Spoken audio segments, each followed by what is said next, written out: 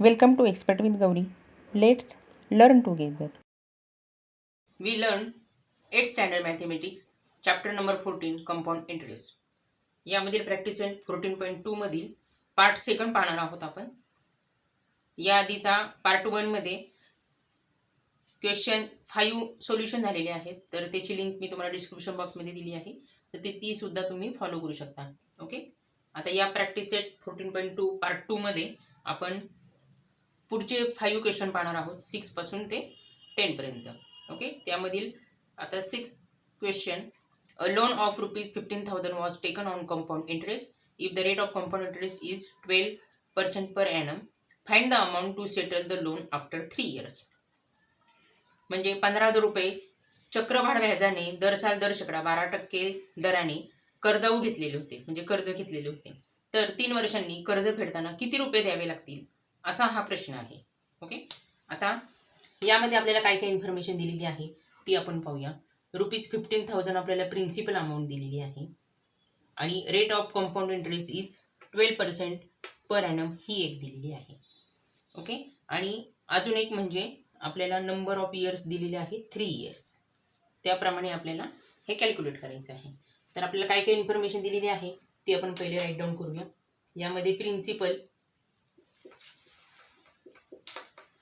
means P is equal to ₹15,000. Then after rate of compound interest. Okay, मग rate of compound interest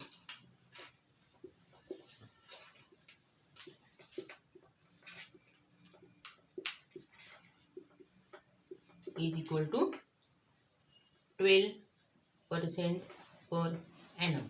आणि next duration दिलेलं आहे इथे, means N म्हणजे number of years is equal to 3 years. Formula आता A is equal to P into bracket 1 plus R upon 100 bracket complete raise to N. Formula पाठच करून ठेवा, कारण की हा 14वा जो धडा आहे कंपाऊंड इंटरेस्ट, यासाठी प्रत्येक प्रश्नाच्या सोल्युशनसाठी हा फॉर्म्युला आपल्याला लागलेलाच आहे. Therefore this formula is must be important. Okay, मग आता यामध्ये ए काढायचं आहे. पीची व्हॅल्यू दिलेली आहे ती पुट करू आपण 15,000. Then after 1 plus R upon 100. R आहे 12 अँड 100. एन दिलेला आहे 3 years, त्यामुळे raise to 3. 15,000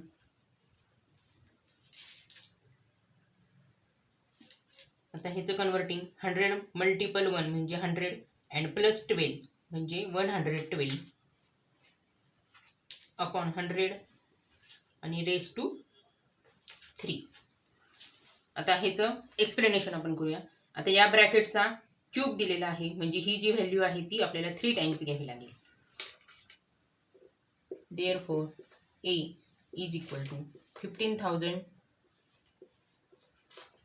multiple 112 upon 100 multiple 112 upon 100 and 112 upon 100. आता इथं 3 0 आहेत ते कट झाले, यामधील पण 3 0 कट झाले डिनोमिनेटरचे आणि न्यूमिनेटरचे. 2 5s are 10, 2 5s are 10, remaining 1 and 2 means 12, मग 2 6s are 12. आता या 5नी या 15ला भाग जात आहे. 5 1s are 5, 5 3s are 15. या 100चा आणि या 56चा विचार करूया, म्हणजे ह्याला आता 4ने भाग जात आहे. मग 4 2s are 8, remaining value is 2 and 0 means 20. मग 4 5s are 20, 4 1s are 4, remaining 1 and 6 means 16, 4 4s are 16. Okay, आता इथे भाग जात नाहीये, त्यामुळे आता कोणत्या व्हॅल्यू आहेत ते आपण राईट डाऊन करू. 3 मल्टिपल 14 मल्टिपल 120 अँड मल्टिपल 112 आणि डिनोमिनेटरला राहिलेली आहे फक्त 25. 25. Okay. Therefore A is equal to, आता ह्याचं डायरेक्ट मल्टिप्लिकेशन आपल्याला करावं लागणार आहे. आता न्यूमिरेटरचं मल्टिप्लिकेशन झालेलं आहे 5,26,848 अपॉन हे न्यूमिरेटर 25. आता या संख्येला 25ने आपल्याला डिवाइड करायचं आहे. आता लगेच लक्षात येईल की उत्तर पॉईंटमध्ये येत आहे, कारण की ह्याला पूर्ण 25ने भाग जात नाही आहे. त्यामुळे आता ह्याचं उत्तर आलेलं आहे therefore A is equal to 21,073.92. Okay. आता मी हे डायरेक्ट मांडलेलं आहे. तुम्हाला हे डायरेक्ट मांडण्यासाठी उभा भागाकार पद्धत करून घ्यावी लागेल. त्याप्रमाणे तुम्ही हे करायचं आहे. ओके. सोपं आहे, त्यामुळे तुम्हाला ते जमणारच आहे. Therefore A is equal to, आता रुपीजमध्ये व्हॅल्यू टाकायची आहे ही 21,073.92. आता आपल्याला प्रश्न विचारला होता find the amount to settle the loan after 3 years. त्यामुळे इथं एक्सप्लेन करायचं आहे हे. The amount to be paid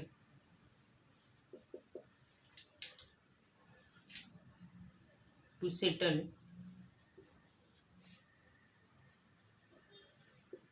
the loan at the end of 3 years is, rupees लिहायला विसरायचं नाही आहे, कारण की हा सिंबल महत्त्वाचा आहे. 21,073.92 इज द अवर आन्सर. आता नेक्स्ट क्वेश्चन पाहूया आपण. Question number 7. A principal amount to rupees 13,924 in 2 years by compound interest at 18% per annum. Find the principal. म्हणजेच या ठिकाणी आता दर शेकडा 18% दराने चक्रवाढ व्याजाने एका मुद्दलाची 2 वर्षांची रास 13,924 दिलेली आहे.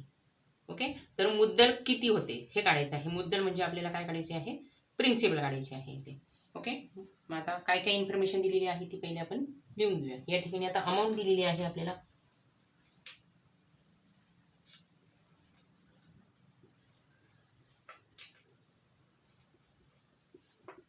Amount is rupees 13,924. Next duration 2 years दिलेला आहे.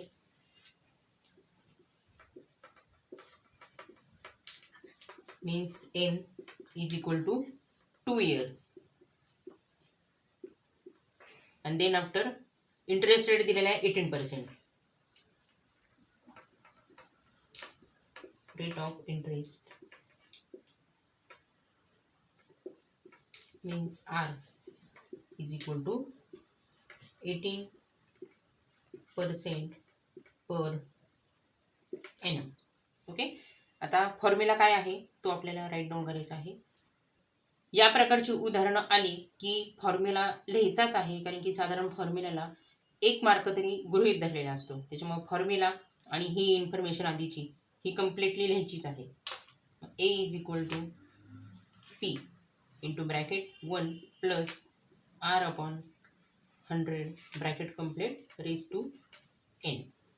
मग आता ए आपल्याला दिलेला आहे, त्याची व्हॅल्यू इनपुट करू आपण. 13,924 इज इक्वल टू पी आपल्याला कॅल्क्युलेट करायचं आहे. मग 1 प्लस रेट दिलेला आहे 18 upon 100 bracket complete raise to n दिलेला आहे 2 years. Therefore 13,924 is equal to P multiple 100 multiple 1 100 plus 18 118 upon 100 bracket complete raise to 2. आता नेहमीप्रमाणे ह्याचा स्क्वेअर आलेला आहे, म्हणून ही जी किंमत आहे ती आपल्याला डबल घ्यावी लागणार आहे. Therefore 13,924 is equal to P multiple 118 upon 100 multiple 118 upon 100. आता आपल्याला ही व्हॅल्यू कॅल्क्युलेट करायची आहे. त्याच्यामुळे पी आपण लेफ्ट साईडला घेऊया आणि हे जे आहेत अमाऊंट ते राईट साईडला घेऊया. त्यामुळे देअरफॉर पी लेफ्ट साईडला आला, त्यामुळे हा राईट साईडला घ्यायचा आहे अमाऊंट 13,924. आता हे राईट साईडला घेतल्यामुळे यामध्ये सुद्धा आपल्याला अदलाबदल करायची आहे. न्यूमरेटर डिनोमिनेटरला घ्यायचा आहे आणि डिनोमिनेटर न्यूमरेटरला घ्यायचा आहे. त्यामुळे exchange multiple 100 and multiple 100. Okay, हे जे डिनोमिनेटरचे होते ते आपण न्यूमरेटरला घेतले. आता न्यूमरेटरला काय आहे 118 आणि 118, ते आपल्याला डिनोमिनेटरला घ्यायचं आहे.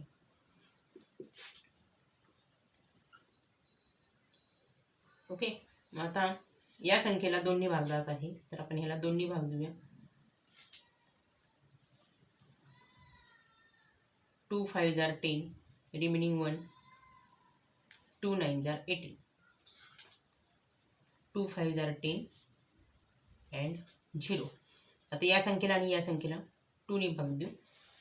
2 5 जार 10, 2 9 जार 18, 2 2 जार 4 अँड 2 5 जार 10. आता कोणताच ऑप्शन नाही आहे की ह्याला भाग जाईल, त्यामुळे आता ह्याची डायरेक्ट मल्टिप्लिकेशन आपण करून घ्या. Therefore P is equal to, आता कोणते कोणते व्हॅल्यू शिल्लक आहेत ते पहिले आपण लिहून घेऊया. 13,924 multiple 25 multiple 100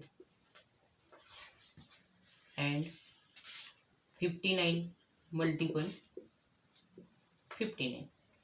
okay, therefore P is equal to, आता न्यूमरेटरचं मल्टिप्लिकेशन आलेलं आहे 3,48,10,000. ओके, आणि डिनोमिनेटरचं आलेलं आहे 3,481. Therefore P is equal to ₹10,000. Okay, आपल्याला काय विचारलं होतं फाइंड द प्रिन्सिपल, त्याप्रमाणे आपण हे प्रिन्सिपल कॅल्क्युलेट केलेलं आहे. मग आता आन्सर इथे एक्सप्लेन करायचं आहे. Therefore the required principal is rupees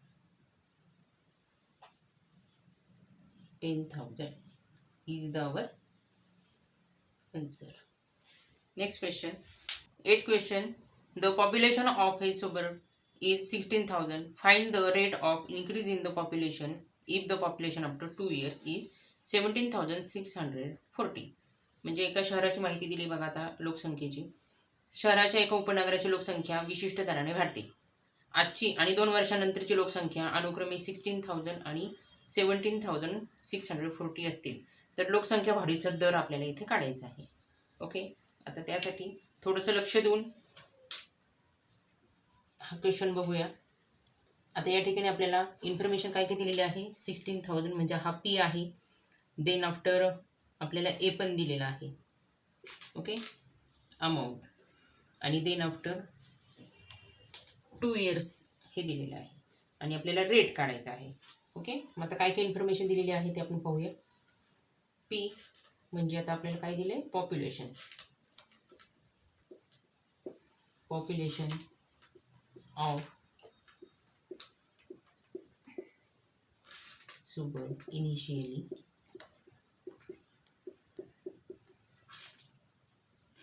16,000. त्यानंतर ए पण दिलेला आहे. Population of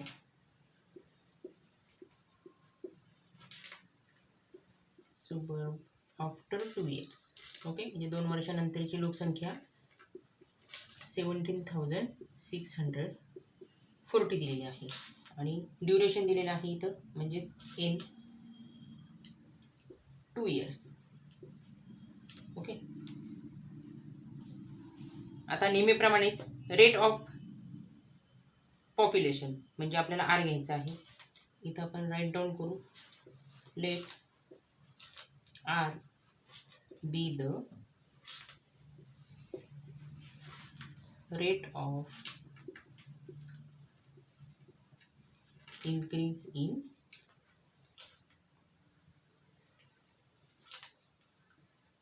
population per year. Okay, म्हणजे आपल्याला आता काय काढायचं आहे तर आर कॅल्क्युलेट करायचं आहे. ओके, आता त्यासाठी सुद्धा फॉर्म्युला आपला सेम असणार आहे. A is equal to P into bracket 1 plus R upon 100 bracket complete raise to N. Okay, मग आता अमाऊंट किती दिलेली आहे. ए म्हणजे 17,640 इज इक्वल टू पी दिलेला आहे 16,000 multiple 1 plus R upon 100 bracket complete raise to in 2 years आहे, त्यामुळे इथे 2 घेतलेला आहे. आता ही जी 16,000 प्रिन्सिपल अमाऊंट आहे ती आपण इकडच्या साईडला घेऊया. देअरफॉर 17,640. आता इकडे मल्टिप्लिकेशन आहे म्हणजे इकडे आल्यानंतर डिवाइडमध्ये हे जातील. 16,000 is equal to 1 plus R upon 100 bracket complete raise to 2. आता 16,000 ही संख्या 40चा स्क्वेअर आहे आणि ही जी संख्या आहे 17,640 हा 42चा स्क्वेअर आहे. त्यामुळे आता ह्याचं आपल्याला स्क्वेअर रूटमध्ये कन्व्हर्टिंग करावे लागेल. त्यामुळे देअरफॉर 42 अपॉन 40. आता यांचा स्क्वेअर म्हणजे न्यूमरेटर आणि डिनोमिनेटर ही संख्या आहे इज इक्वल टू. आता ही संख्या जशीच तशी घ्यायची. 1 plus R upon 100 bracket complete raise to 2. 42 upon 40 अशी व्हॅल्यू आपल्याला मिळत आहे. ओके, दोन्ही बाजूची आपण स्क्वेअर रूट काढलेले आहेत. त्यामुळे इथे सुद्धा एक इम्पॅक्ट झालेला आहे 1 प्लस आर अपॉन 100 म्हणजे जो स्क्वेअर आहे तो निघून गेलेला आहे आणि फक्त या व्हॅल्यू आपल्याला मिळालेल्या आहेत. आता पुढचं कॅल्क्युलेशन आपल्याला सोपं जाईल. आता देअरफॉर आता ही संख्या आपण इकडे घेऊया. 1 plus R upon 100 is equal to 42 upon 40. Okay, मग देअरफॉर आता आर अपॉन 100 ही संख्या इथंच ठेवू आणि इकडं 42 अपॉन 40 आणि हा जो 1 आहे तो इकडं आलेला आहे, त्याच्यामुळे इथं प्लस होता म्हणून इकडं मायनस होऊन येईल. Therefore R upon 100 is equal to मग आता 42 minus 40 and upon 40. Okay, therefore आता हे जे आर आहेत ते इथं एकटे ठेवायचे आहेत आणि हे 100 आपल्याला तिकडे घ्यायचे आहे. आता 100 हे डिनोमिनेटरला आहेत म्हणजे डिवाइडमध्ये आहेत, तिकडे गेल्यानंतर ते मल्टिप्लिकेशन होतील. ओके, मग आता 42 मायनस 40 इज इक्वल टू 2. हे 40 जसेच्या तसे. ओके, आणि हे 100 डिवाइडला आहेत म्हणजे इकडे आल्यानंतर ते मल्टिप्लिकेशन होतील. ओके, मग आता हा 0 गेला, हा 0 गेला. 2 1 जार 2, 2 2 जार 4, 2 1 जार 2, 2 5 जार 10 म्हणजे आपल्याला इथे आर मिळाला आहे. Therefore R is equal to 5%. Okay, the population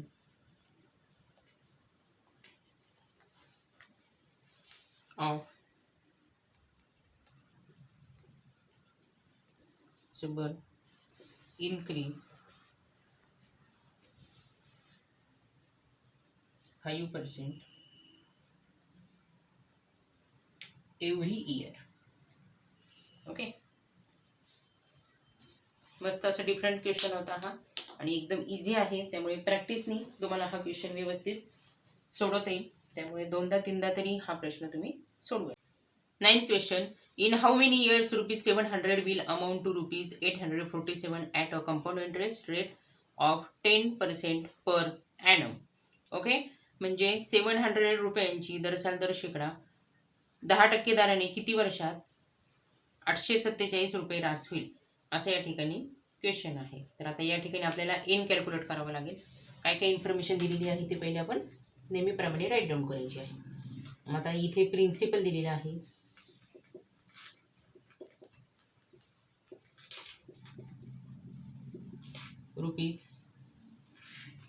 ₹700. त्यानंतर अमाऊंट 847 दिलेली आहे.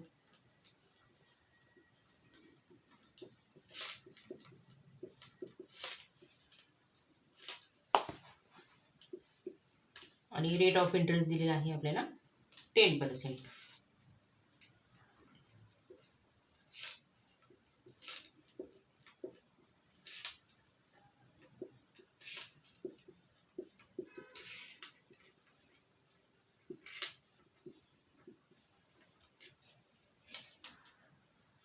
आता n be the duration. Okay,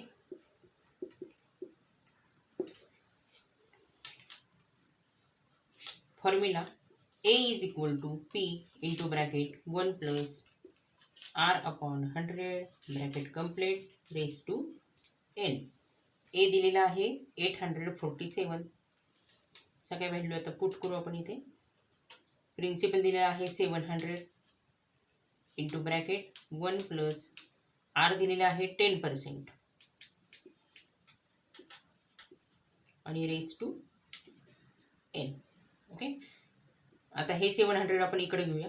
इकडे मल्टिप्लिकेशनमध्ये आहे, इकडे आल्यानंतर डिवाइडमध्ये होतील. मग 847 upon 700 is equal to 1 plus 10 upon 100 bracket complete raise to N. आता या दोघांना 7नी भाग जात आहे, मग आपण 7नी भाग देऊ. 7 1 जार 7 0 0. 7 1 जार 7 remaining 1 means 14. 7 2 jar 14 and 7 1 jar 7. Okay, आता काय काय शिल्लक राहिले ते आता इथे लिहू आपण. 121 न्यूमरेटरला, ओके, आणि डिनोमिनेटरला 100 इज इक्वल टू.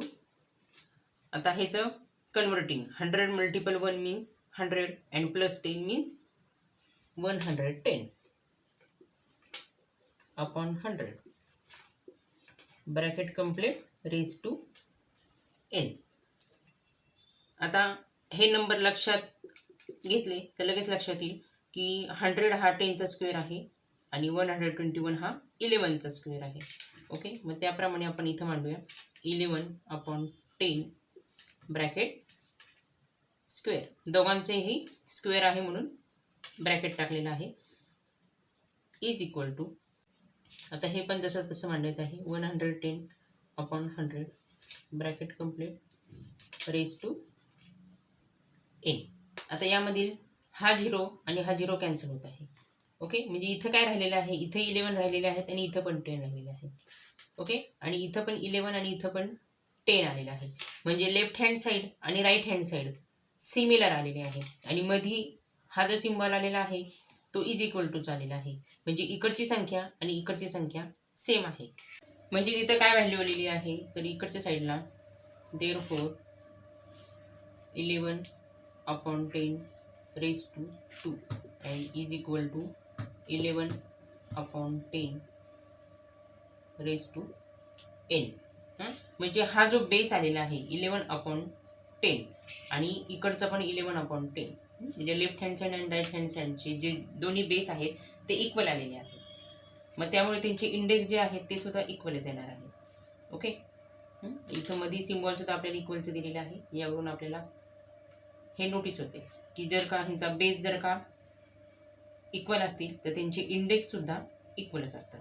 ओके, आपल्याला यामधून मग आता एनची व्हॅल्यू मिळत आहे. Therefore n is equal to, आता या बेसचा इंडेक्स आहे 2, त्यामुळे इकडच्या बेसचा इंडेक्स सुद्धा येणार आहे 2. ओके, मग आपल्याला कॅल्क्युलेट काय करायचं होतं, n be the duration, means duration मिळालेलं आहे आपल्याला 2. Therefore the required duration is 2 years. Okay, आता लास्ट क्वेश्चन पाहूया आपण. 10th question, find the difference between the simple interest and compound interest on ₹20,000 at 8% per annum. म्हणजे दर शेकडा 8% या दराने होणारी 20,000 रुपयांवरील सरळ व्याज आणि चक्रवाढ व्याज यातील फरक आपल्याला काढायचा आहे. आता यामध्ये टेक्स्टबुकमध्ये एक छोटीशी मिस्टेक आलेली आहे, तर त्यांनी आपल्याला ड्युरेशन दिलेलं नाही आहे.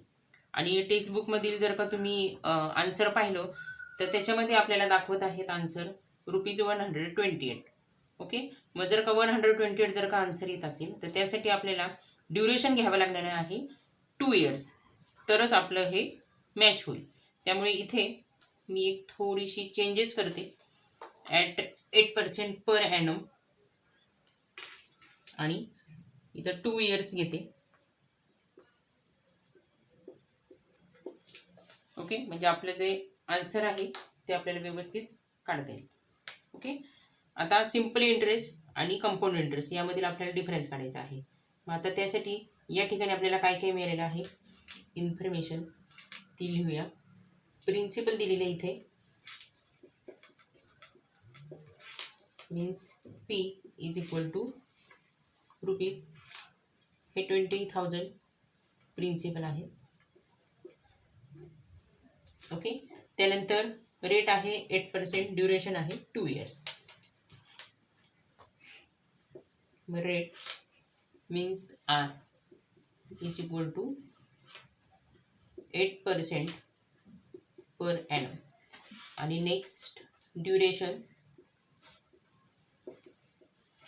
Means N is equal to 2 years. Okay, आता पहिले आपण सिम्पल इंटरेस्ट काढूया. अगदी सोपं आहे सिम्पल इंटरेस्ट काढण्यासाठी. Simple interest